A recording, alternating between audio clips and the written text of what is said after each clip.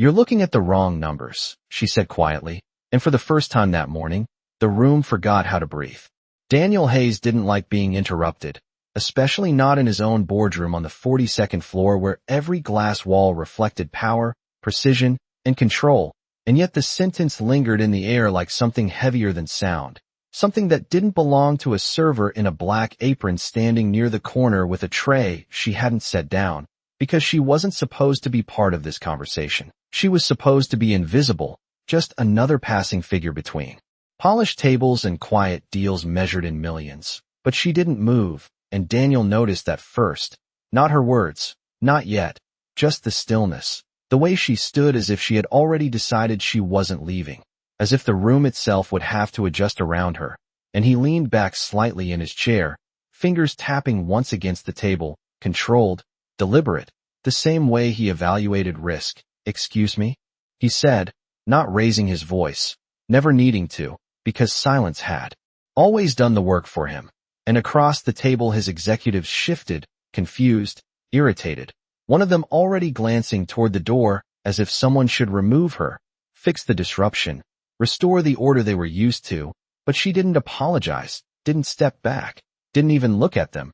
Her eyes stayed on the screen where numbers and projections glowed in neat columns, clean, confident, wrong. And that was when something subtle changed, not in the room, not yet, but in Daniel. A flicker of curiosity beneath the irritation, because people who interrupted him usually wanted something, attention, approval, advantage, but she didn't look like she wanted anything at all, and that was unfamiliar. "Which numbers?" he asked, sharper now. Testing, because control was something he never handed over, not to competitors, not to partners, and certainly not to a waitress who had no place in this room. And still she didn't hesitate, not even for a second. "The growth assumptions," she said, her voice calm, almost gentle, like she was explaining something obvious to someone who had simply overlooked it. "You're projecting stability in a market that hasn't been stable for 18 months. And someone let out a short laugh, dismissive, automatic, but it died quickly because she kept speaking, not louder, just clearer. "You're building confidence on delayed data, not current behavior." And now the silence shifted, not empty, but focused, and Daniel's fingers stopped tapping, because he recognized something in her tone, not arrogance, not guesswork, but precision, the kind that came from understanding, and that didn't make sense, not here, not from her.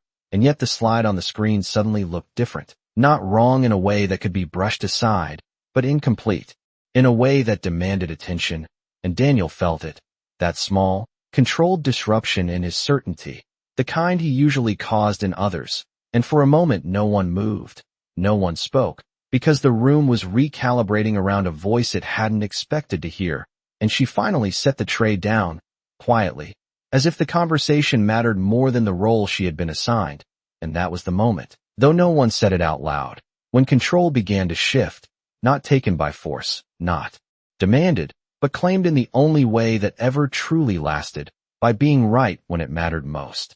No one laughed the second time she spoke, not because they agreed, but because something in the way she said it made disagreement feel premature, like interrupting a calculation before it finished, and Daniel noticed that too, the shift from dismissal to hesitation, the way his executive team, people who negotiated billion-dollar deals without blinking, suddenly chose silence over confidence. And that interested him more than her words, because influence was not about speaking louder, it was about changing what others expected to hear. And she had done that in less than 10 seconds without raising her voice, without asking permission, just by standing there as if she belonged.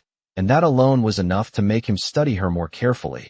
The simple uniform, the unremarkable name tag he had not read, the way her posture did not match her position, straight, balanced, controlled, not defensive, not eager, just present, as if she had already decided who she was before anyone else could define it for her. "Explain," he said finally, leaning forward now, not inviting her, not yet, but allowing the space for her to continue. And across the table someone shifted in their seat, uncomfortable with the idea that the conversation was moving in a direction none of them had prepared for. But she did not look at them. She looked at the screen again, as if the numbers mattered more than the people in the room. You are assuming consumer recovery based on last quarter behavior, she said, her tone steady, measured. But the spending pattern you are referencing came from temporary incentives, not organic demand. You are reading reaction as stability. And she paused, just long enough for the idea to land. Not rushed, not dramatic, just precise, and Daniel felt. Something tightened slightly in his chest. Not discomfort. Not yet, but recognition. Because that was the exact concern his senior analysts had been circling for weeks without articulating clearly. And now it sat in front of him. Simplified. Undeniable. Coming from someone who was not supposed to understand any of it. And that contradiction made him more alert, not less. And your alternative? He asked, his voice quieter now, controlled in a different way, no longer dismissing, but testing. Because control was not about rejecting new information, it was about deciding which information deserved attention, and she met that question without hesitation. Recalibrate your baseline to pre-incentive behavior, then adjust for current volatility, not projected stability, she said. And one of the executives frowned, shaking his head slightly, as if trying to find a flaw. That would lower the forecast by at least 12%, he said, almost defensively, and she nodded once, not in agreement, but in acknowledgement. Yes, she replied, but it would also make it real. And that was the moment the room shifted again, not loudly, not dramatically, but enough that Daniel leaned back slowly, his gaze fixed on her now, fully, no longer dividing his attention between screens and reports and schedules, because something had changed, not just in the data, but in the dynamic, the invisible structure that determined who spoke and who listened, who led and who followed. And, for the first time that morning, he was not the one controlling it completely, and he realized it with a clarity that surprised him, not because she had challenged him, that happened often, but because she had done it without trying to win anything, without pushing, without performing. She had simply said what was true as she saw it, and then stopped, leaving the room to decide what to do with it, and that restraint, that absence of need, made her presence heavier than any argument could have, and Daniel glanced briefly at the slide again, then back at her, as if comparing two versions of reality, one constructed, one revealed, and he felt the subtle but undeniable shift inside himself, the recalibration he had built his entire career on recognizing. The moment when information became insight, and insight became leverage, except this time, he was not the one introducing it. And that was unfamiliar in a way that felt almost unsettling. What is your name? He asked, not out of politeness, not as a formality, but because the question now mattered, because she was no longer just a role in the room, no longer background, no longer someone to be overlooked. She was a variable he had not accounted for. And Daniel Hayes did not ignore variables, especially not the ones that changed outcomes. And for the first time since she had spoken, she looked directly at him, her expression unchanged, calm, steady, as if the entire exchange had been nothing more than a necessary correction, not a performance, not a moment, just a fact placed where it belonged. Emily Carter, she said, and nothing about the way she said it asked for recognition. And that, more than anything else, made Daniel realize that whatever control he thought he had when the meeting began, it was no longer entirely his. The name settled into the room with a quiet weight that did not match the simplicity of it. Emily Carter, two words that sounded ordinary, and yet now carried something else, something the room could not ignore anymore. And Daniel repeated it once in his mind, as if testing it against what he had just witnessed, because names were how he categorized people, how he remembered who mattered and who did not. And this one had just moved from invisible to impossible to overlook in less than a minute. Emily, he said, not loudly, but with intention, and the shift was immediate, not in volume, but in focus, because now he was addressing her, not the situation, not the disruption, her, and the executives around the table exchanged brief glances, subtle but telling, the kind that happened when hierarchy was being rewritten in real time, even if no one acknowledged it out loud. And Emily did not react to the change in tone, did not soften, did not step forward. She simply stood there, as if the acknowledgement did not alter her position at all, and that steadiness made Daniel narrow his gaze slightly, not in suspicion, but in assessment, because people usually adjusted when they were recognized. They leaned in, they explained more, they tried to secure the moment, But she did none of that. She had said what needed to be said, and now she waited, not for approval, but for the room to catch up. And that patience was unfamiliar in a world where everyone rushed to prove their value. Where did you learn to analyze markets like that? One of the executives asked suddenly, unable to hold back any longer, his tone carrying a mix of curiosity and disbelief, because the question needed an answer that made sense, something that would restore the order they understood, a degree, a position, a title, something that fit neatly into the structure they trusted. And Emily turned her head slightly toward him, her expression unchanged. "I pay attention," she said, and the simplicity of it landed harder than any long explanation could have, because it offered no category, no easy box to place her in, just a truth that sounded almost too simple to challenge. And Daniel let out a quiet breath through his nose, not quite a laugh, not quite agreement, but something close to recognition, because he understood that answer better than anyone else in the room. Paying attention was what had built his empire, what had allowed him to see opportunities others missed, and now someone else was reflecting that same principle back at him from a place he had never thought to look. And that realization did not sit comfortably, not because it threatened him, but because it exposed a blind spot, and Daniel Hayes did not like blind spots. "You are not wrong," he said finally, turning his attention briefly to the screen again before looking back at her. And that admission, small as it sounded, carried weight, because he did not offer agreement easily, not in front of his team, not without control, and the room felt it, the subtle but undeniable shift in authority, the moment when validation changed direction, not from top to bottom, but across. And one of the analysts cleared his throat, trying to regain footing. "Even if the adjustment is valid, implementing it now would delay the entire rollout by at least 6 weeks, he said, his voice careful, measured, as if reasserting logic could restore balance. And Emily nodded once, acknowledging the point without dismissing it. "Yes," she said. "But launching on a flawed assumption will cost more than 6 weeks." And she did not elaborate, did not defend the statement. She simply let it stand, and Daniel watched her closely now, not just listening to her words, but to the space she left around them, the way she allowed silence to carry the weight instead of filling it with explanation. And he recognized the discipline in that, the confidence it required to stop speaking before the room demanded more. And it reminded him of something he had learned early in his career, that the strongest position was not the one that argued the most, but the one that did not need to. And for a brief moment, Daniel felt something shift internally, not a loss of control, but a redistribution of it, a recognition that control was not always held, sometimes it was revealed, and he leaned forward again, slower this time, deliberate. "If we adjust the baseline," he said, directing the question to her now as naturally as if she had been part of the meeting all along. "What is the first move you would make to stabilize the projection?" And that was the moment the room fully changed, not because of what he asked, but because of who he asked it to. Because Daniel Hayes did not seek input from people who did not belong at his table. And yet here he was, doing exactly that. And Emily met his gaze without hesitation, without surprise, as if this outcome had always been inevitable. And when she spoke, her voice carried the same calm certainty as before, not louder, not sharper, just clear. "I would stop trying to predict control," she said, "and start preparing for movement." And no one interrupted her this time.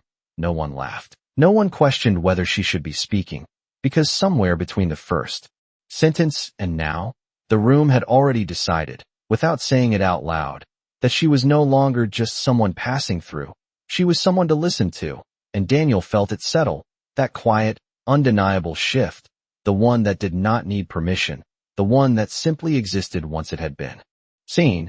And for the first time in a long time, he was not the only one shaping the direction of the room. No one wrote anything down, not at first, because writing would have meant committing to the idea, and they were not ready for that yet.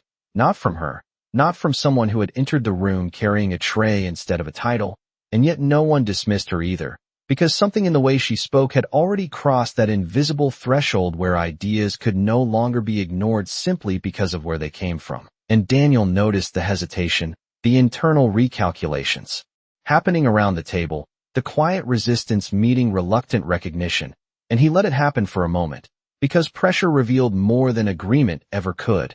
And then he spoke again, not to end the tension, but to shape it, define movement, he said, his voice steady, deliberate, giving her just enough space to expand without losing control of the direction.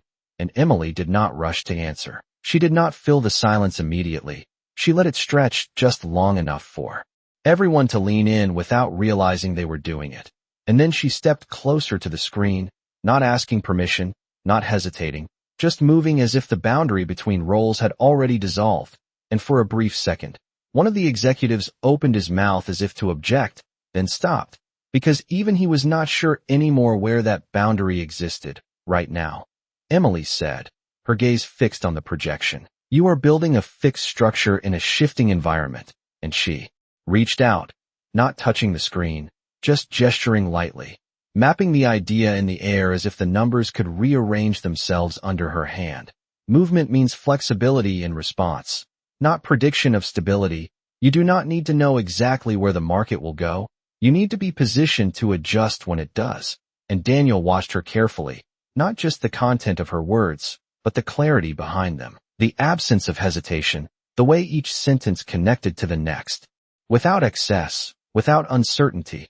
And he recognized the pattern, not of someone repeating knowledge, but of someone who understood it deeply enough to simplify it. And that distinction mattered more than any credential could.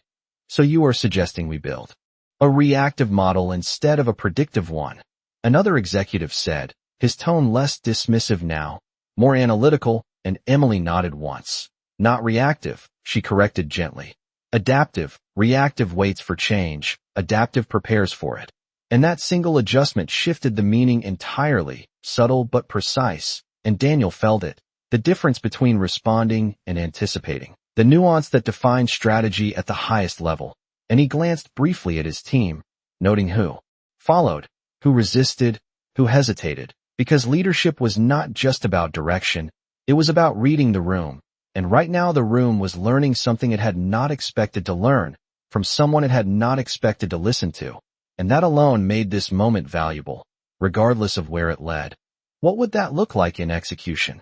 Daniel asked, his voice quieter now, more focused, no longer testing, but engaging. And Emily met his gaze for a fraction of a second before returning to the screen, as if the answer mattered more than the interaction.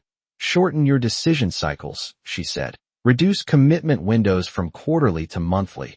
Create smaller checkpoints instead of one large assumption. And build in adjustment triggers based on real-time indicators, not delayed reports. And she paused, just briefly, then added, you are trying to control the outcome when you should be controlling the response. And the sentence landed with a different kind of weight, not just technical, but philosophical, and Daniel felt something shift again, not externally this time, but internally, because that idea extended beyond the model, beyond the meeting. It touched something deeper, something about how he had built his entire approach to leadership, to control, to certainty, and for the first time, he considered the possibility that control did not always come from prediction.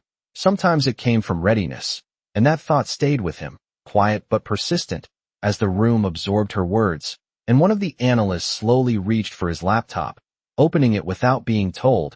Another began to type notes, not because they had been instructed to, but because they no longer saw her input as optional. And Daniel noticed that too. The moment when the room shifted from evaluation to implementation, when listening became action, and he leaned back slightly, not withdrawing, but observing, letting the change unfold without forcing it, because the most significant shifts rarely needed to be announced. They revealed themselves through behavior.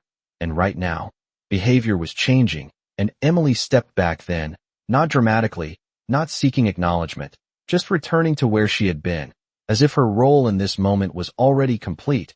And that, more than anything else, confirmed what Daniel was beginning to understand. She had not taken control by demanding it. She had taken control by making it irrelevant who was supposed to have it in the first place. The room did not return to what it had been before, even after the conversation moved forward, because something invisible had already been rewritten, not in the slides or the projections, but in the way people listened, and Daniel could feel it in the small details, in the way his senior analyst no longer spoke with automatic certainty. In the way another executive paused before presenting his counterpoint, as if measuring it against a new standard, and that standard had not come from a title or a position. It had come from clarity, from someone who had nothing to prove and therefore nothing to distort.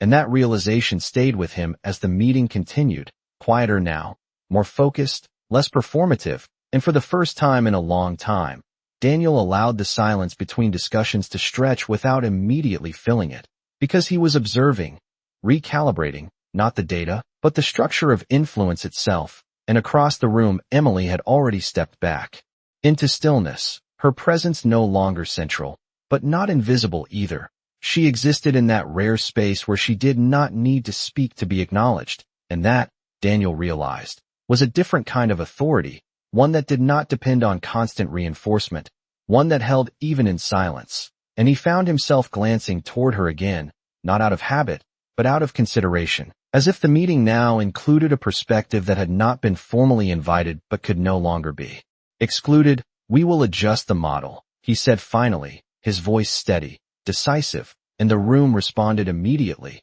not with surprise, but with acceptance, because the decision felt aligned with something they had already begun to understand.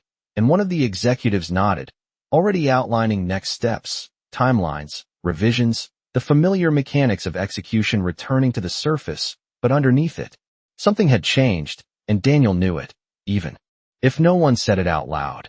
And as the discussion shifted into logistics, he made a small, almost unnoticeable gesture with his hand, signaling a pause, and the room followed instantly, years of habit responding to his control, and he turned slightly, not toward the screen, not toward his team, but toward Emily. "Stay," he said, not as a command, but as a decision. And it was the first time he had spoken to her without testing or challenging, the first time the word carried no edge, just acknowledgement. And Emily did not react dramatically. She did not look surprised. She simply gave a small nod, as if staying had always been part of the outcome. And that quiet acceptance made the moment feel even more significant, because it suggested that what had just happened was not unexpected to her, only to everyone else. And the meeting resumed, but now with a different rhythm, one that included her without formally introducing her, one that adapted around her presence the same way she had described adapting to movement. And Daniel noticed that parallel immediately, the subtle reflection of her own principle playing out in real time.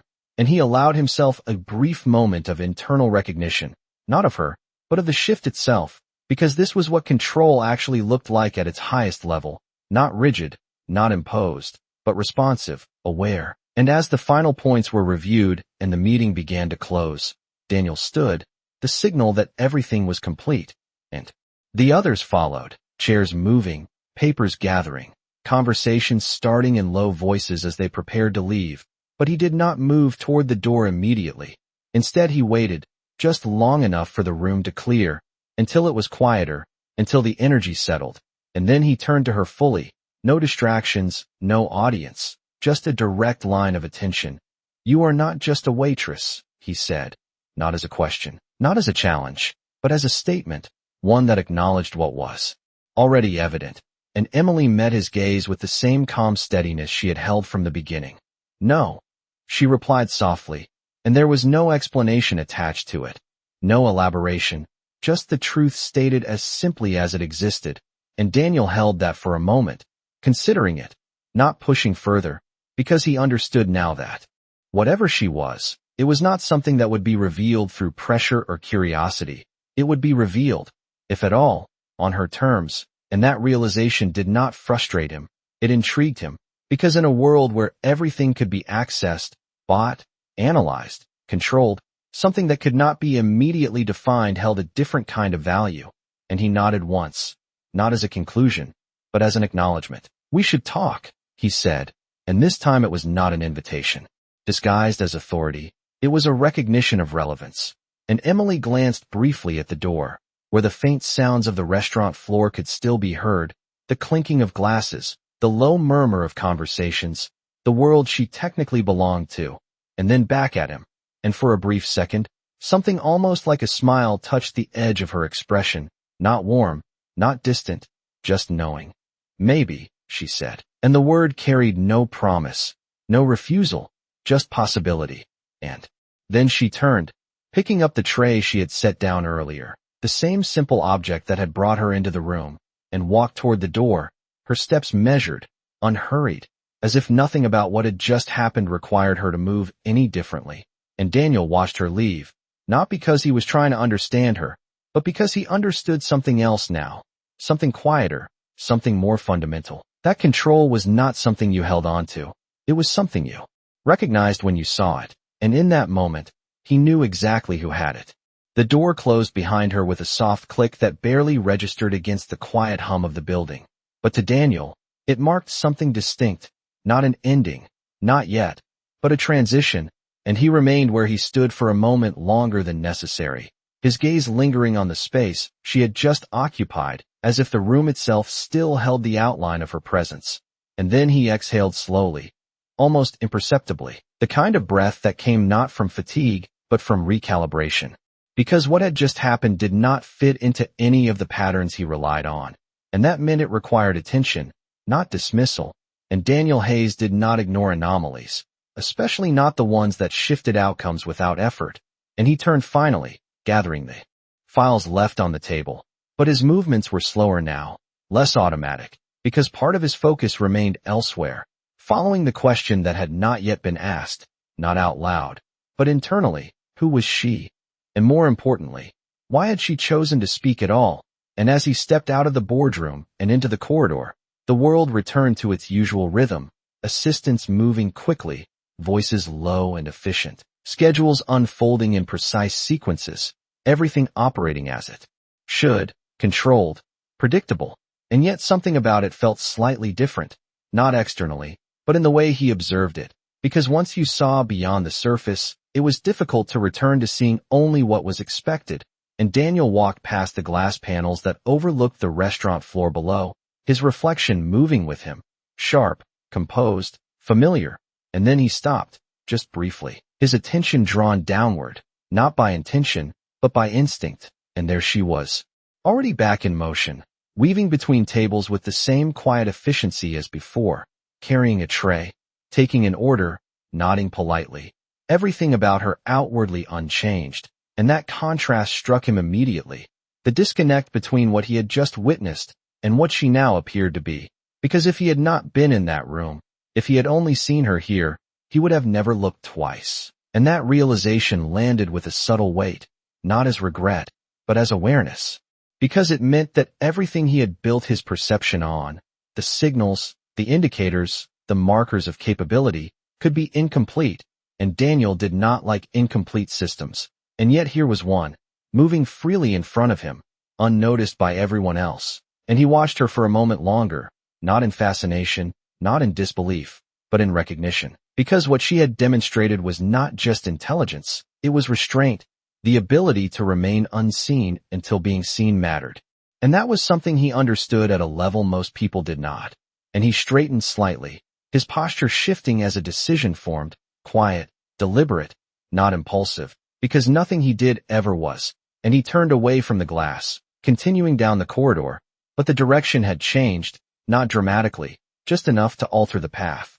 And within minutes, he found himself descending the final set of stairs that led directly to the restaurant floor, bypassing the main entrance, choosing the quieter route, the one that did not announce his presence before he arrived. And when he stepped into the dining area, the atmosphere shifted subtly, not because he demanded it, but because it followed him, the natural response to someone who carried authority without needing to display it. And a few heads turned, conversations paused briefly, then resumed, and Daniel moved through it without acknowledgement, his attention fixed ahead, until he reached the section where she was working, and he stopped, not directly in front of her, but just within view, waiting, because this time, he was not interrupting, he was observing, and Emily noticed him almost immediately, not because he stood out, but because she paid attention, and their eyes met for a fraction of a second before she finished placing a glass of water on a table, her movements unchanged, her expression neutral, and then she turned toward him. Not quickly, not slowly, just precisely on time. "You are off the clock up there," she said, her voice calm, almost matter of fact, as if acknowledging the difference between the two worlds they now occupied. and Daniel allowed the faintest hint of a smile to touch his expression, not amusement, not charm, just recognition. "And you are on the clock down here," he replied, matching her tone, and for a brief moment, the space between them held that same quiet tension as before, not confrontational, not uncertain, just aware, and Emily tilted her head slightly, considering him, not as a CEO, not as authority, but as a person who had chosen to follow a question instead of dismiss it, and that, more than anything else, seemed to interest her. "Do you always come back for answers you did not expect?" she asked, and the question was simple, but it carried something underneath it, a measure, a boundary, and Daniel met it without hesitation. "Only when they matter," he said, and the honesty in his voice was not forced, not calculated. It was simply accurate, and Emily held his gaze for a moment longer, then gave a small, almost imperceptible nod, not agreement, not approval, just acknowledgement, and she reached for her notepad, glancing briefly toward the surrounding tables, the responsibilities still waiting, still real, and then back at him. "Then you should start by asking better questions," she said quietly, and turned, already moving again, leaving the statement behind her like something unfinished, something intentional, and Daniel did not follow immediately. He did not call after her, because he understood what had just happened, not rejection, not distance, but direction, and as he stood there for a moment in the middle of the restaurant, surrounded by noise, movement, expectation, he realized something that did not require confirmation, that whatever control he thought he had, walked back in with, it was no longer his to define, because she had already changed the terms of the conversation without ever raising her voice.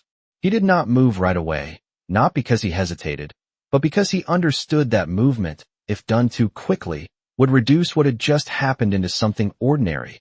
And there was nothing ordinary about being told to ask better questions, especially not by someone who had already answered the ones he had not thought to ask, and Daniel stood there for a moment longer. The quiet rhythm of the restaurant continuing around him, glasses clinking, conversations overlapping, footsteps crossing polished floors, all of it familiar, predictable, controlled, and yet his attention was no longer on any of it.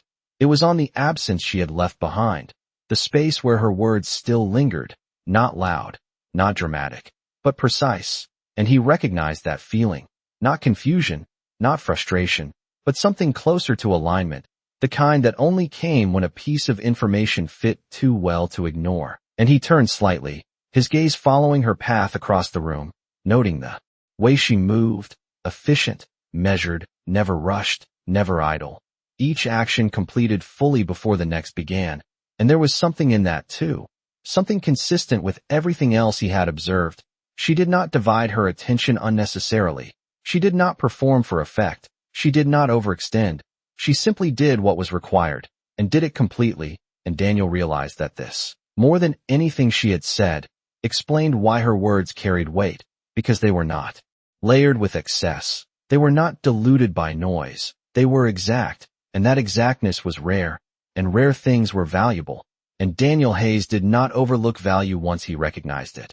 And he exhaled slowly, almost a quiet reset, before stepping forward again, not following her directly, not closing the distance in a way that would interrupt her work, but positioning himself where she would return, where the path would naturally cross again, because this time, he was not chasing an answer, he was adjusting the question, and when she approached a few minutes later, carrying another tray, her focus still on the table ahead of her, he spoke before she reached him, not loudly, not abruptly, just enough for her to hear without breaking her pace. "What am I not seeing?"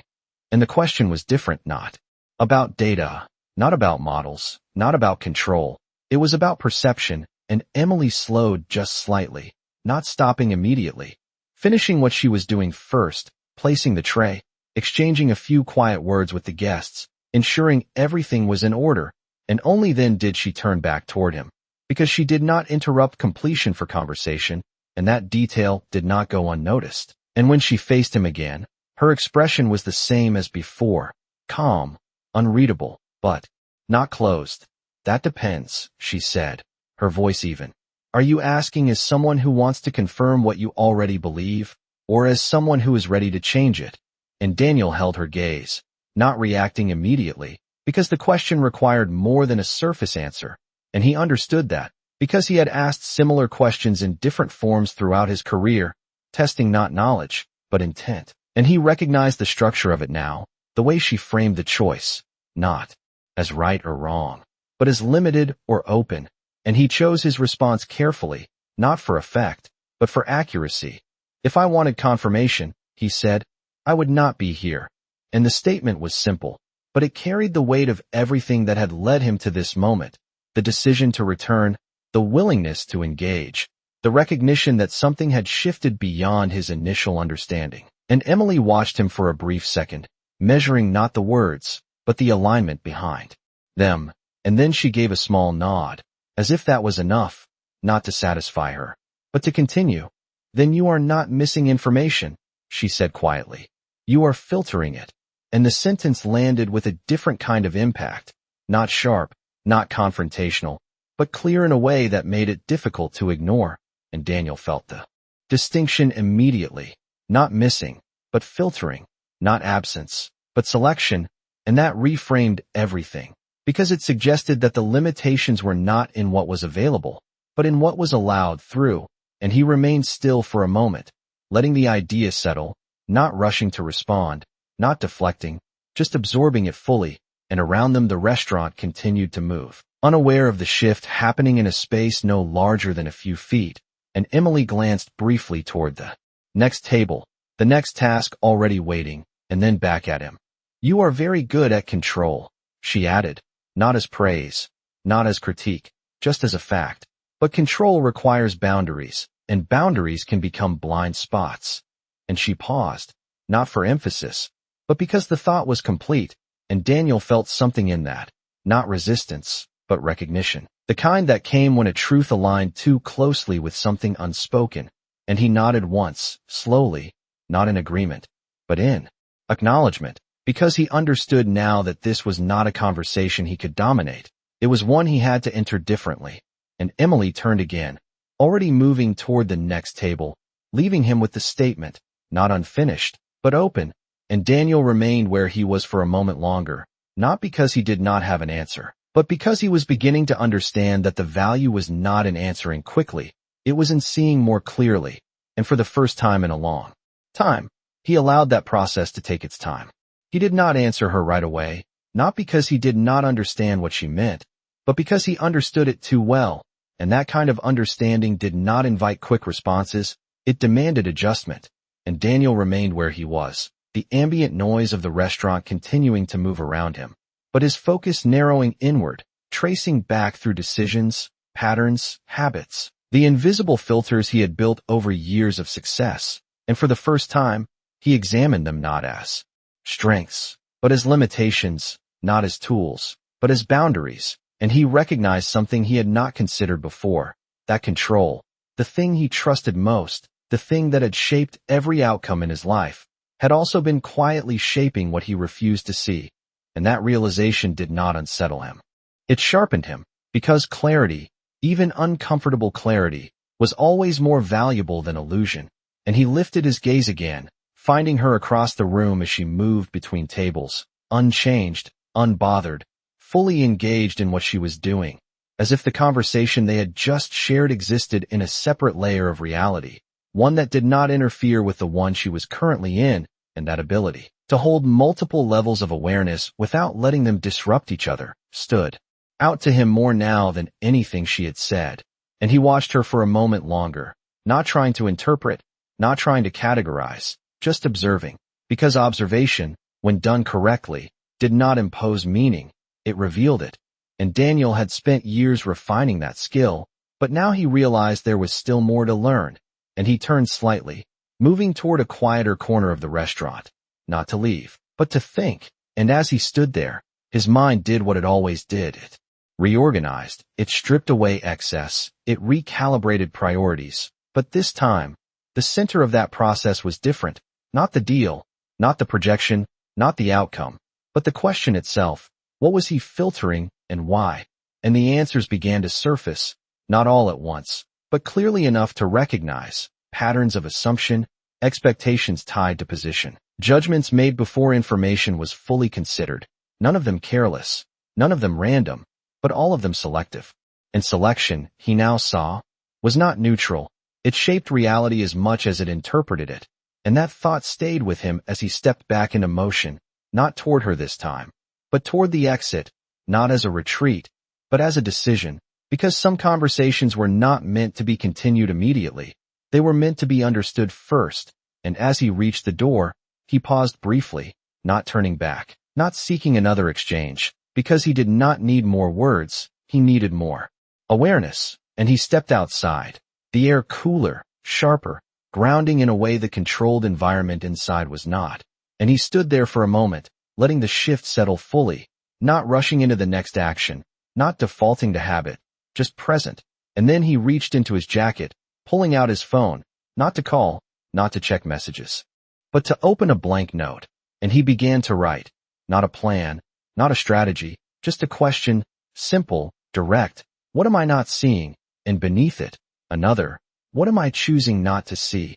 And he looked at the words for a moment, not judging them, not refining them, just letting them exist, because sometimes the most important step was not finding the answer, it was asking the question correctly. And he closed the phone, slipping it back into his pocket, and when he looked up again, his expression had not changed dramatically, but something within it had, a slight shift in focus, a recalibration of intent. And when he returned inside, the restaurant was exactly as it had been, the same movement, the same sounds, the same structure, but he saw it differently now, not just the visible actions, but the spaces between them, the choices, the attention, the awareness, and Emily was still there, moving through it all with the same quiet precision. And this time, Daniel did not approach her immediately. He did not interrupt, he did not insert himself into her rhythm, because he understood now that control was not about entering every space. It was about knowing when to step back. And for the first time since he had walked into the building that day, he allowed the moment to unfold without directing it, without shaping it, just observing. And in that stillness, he recognized something that did not require confirmation, that whatever influence she had introduced into his world, it was no longer dependent on her presence. It had already taken hold, quietly, precisely, exactly where it needed to be. The next morning did not announce itself as different, not in any obvious way, not in the rhythm of the city, not in the steady flow of schedules and obligations that defined Daniel Hayes's world, but something had shifted beneath the surface, something quieter, more precise, and it revealed itself not through change in environment, but through change in attention. And as he stood once again in the boardroom, the same glass walls, the same polished table, the same projections waiting to be reviewed. He did not begin the meeting the way he always had. He did not start with conclusions. He started with a pause, and that pause was enough to make the room notice, not consciously, not immediately, but subtly, the way people adjusted in their seats, the way they waited instead of speaking over each other, because something in his presence had recalibrated, not in authority, but in approach. And when he finally spoke, his voice carried the same control as before, but the direction of it had shifted.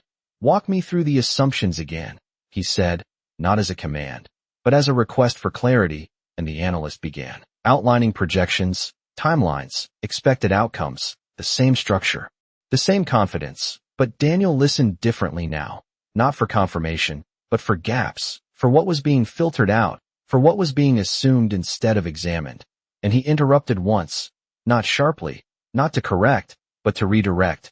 "What are we choosing not to account for?"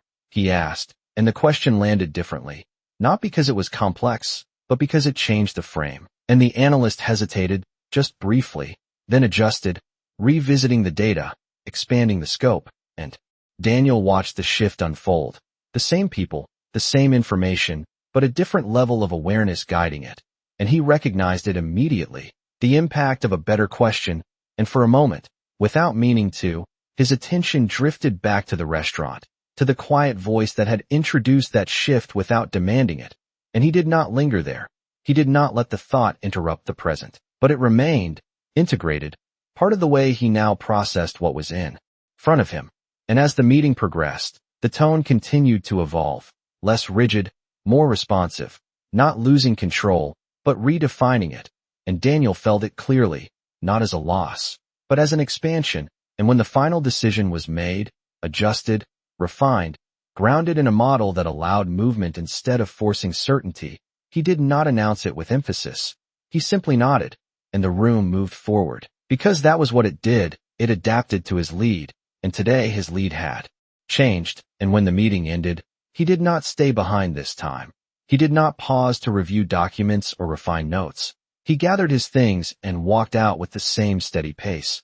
But his direction was already set, not by habit, but by intention, and minutes later, he stood once again at the edge of the restaurant floor, not as an observer.